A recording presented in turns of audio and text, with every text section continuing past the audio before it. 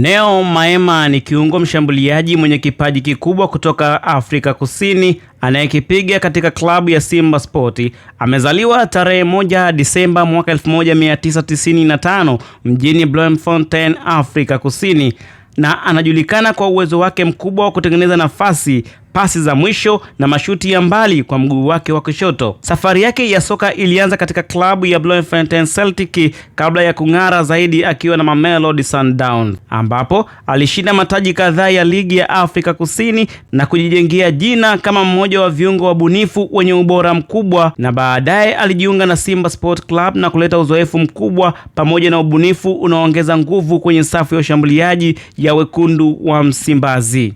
Neo Maema ni mchezaji anayependa kucheza kama kiungo mshambuliaji, lakini pia ana uwezo wa kucheza pembeni, kushoto au kulia. Mbali na kasi yake akiwa na mpira, ana kipaji cha kusoma mchezo, kutoa asisti za hatari na kufunga magoli muhimu. Mashabiki wengi wa Simba wanamkubali kutokana na utulivu wake uwanjani, uwezo wake wa kuamua matokeo ya mchezo na moyo wake wa kupambana hadi dakika ya mwisho. Ni aina ya mchezaji ambaye anaweza kubadilisha mchezo kwa pasi moja na ubunifu mmoja wa kipekee.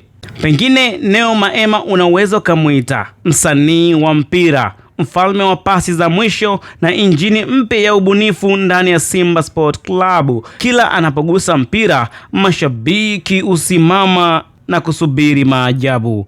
Mimi ni Steven Kamil na hii ni Spruce Online TV. Hivyo basi usiache kusubscribe, kulike, kucomment na kushare ili uwe wa kwanza kupata update na makala.